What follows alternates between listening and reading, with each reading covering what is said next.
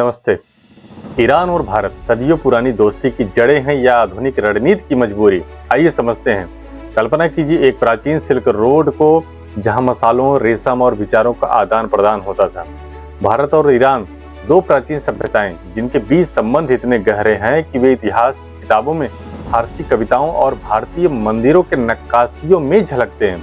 लेकिन आज 2026 में जब दुनिया भू राजनीतिक उथल पुथल से गुजर रही है, अमेरिका ईरान तनाव, इजराइल के हमले और तेल की कीमतों में उछाल, यह रिश्ता क्या है?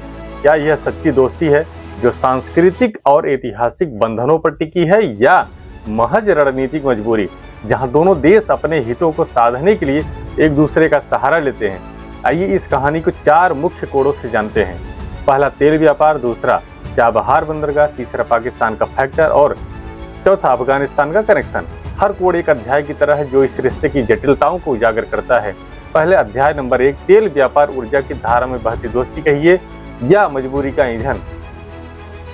दोस्तों, कहानी की शुरुआत होती है 20वीं सदी से, जब ईरान भारत का तीसरा सबसे बड़ा तेल सप्लायर बन गया। 2008-2009 में ईरानी तेल भारत के कच्चे तेल आयात का 16.5% हिस्सा था, जो सऊदी अरब और इराक के बाद आता था। यह रिश्ता सिर्फ व्यापार नहीं था, यह ऊर्जा सुरक्षा की कहानी थी।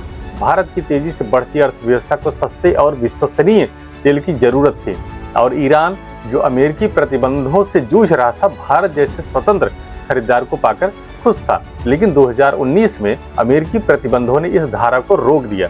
भारत ने ईरानी तेल खरीदना बंद कर दिया और ईरान ने रूस जैसे अन्य साझेदारों की ओर रुख किया।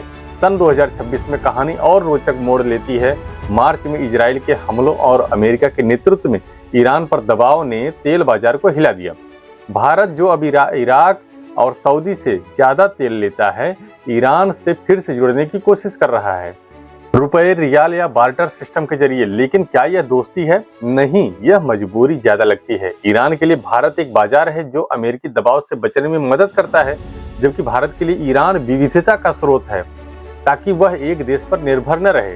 हाल के हमलों से चाबहार निवेश खतरे में है और तेल व्यापार फिर से अनिश्चित। अगर दोस्ती होती तो प्रतिबंधों में भारत ईरान का साथ न छोड़ता।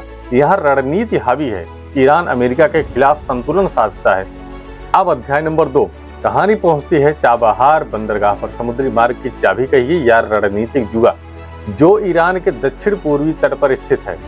सन 2003 में दोनों देशों ने नई दिल्ली घोषणा पर हस्ताक्षर किए, जिसमें भारत ने चाबहार में निवेश का वादा किया। सन 2016 में त्रिपक्षीय समझौता भारत, ईरान और अफगानिस्तान के बीच होता है, और 2024 में 10 साल का कॉन्ट्रैक्ट साइन हुआ, जिसमें भारत ने $500 मिलियन का निवेश किया। यह बंदरगाह भारत को सेंट्रल एशिया और यूरोप से जोड़ता है। International north south transport corridor यानी कि INSTC का हिस्सा है। वीडियो को बीच में रोककर मत जाइए, आखिर में एक महत्वपूर्ण विश्लेषण है जो आपको चौंका सकता है।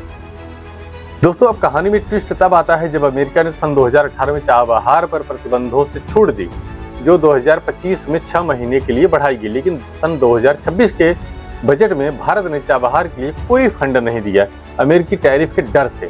ईरान के लिए यह बंदरगाह अमेरिकी प्रतिबंधों से बचने का रास्ता है, जबकि भारत के लिए यह पाकिस्तान को बाईपास करने का साधन। क्या यह दोस्ती है? शायद नहीं। ईरान पाकिस्तान और चीन को भी चाबहार में आमंत्रित करता है, जो भारत के हितों के खिलाफ है।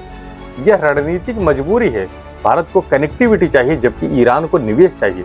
ट्रंप के नए टैरिफ ने इस जुए को और जोखिम भरा बना दिया है। अब आते हैं अध्याय नंबर 3 पर, पाकिस्तान फैक्टर यानी शतरंज की बिसात पर विरोधी चालें। यह कहानी दुश्मनी और रणनीति की हो जाती है। पाकिस्तान भारत का पड़ोसी और दुश्मन है, जो ईरान भारत रिश्ते में एक बड़ा फैक्टर है।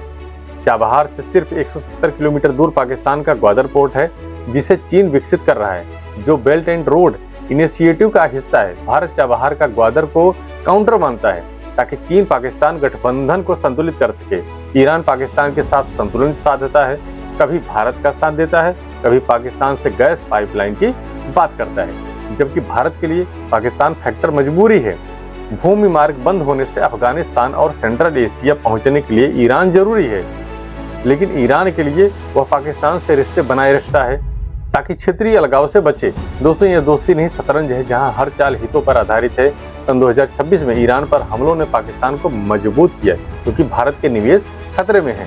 अब आते हैं अध्याय नंबर 4 पर, यानी कि अफगानिस्तान कनेक्शन, यानी कि अशांत पड़ोस में साझा हित।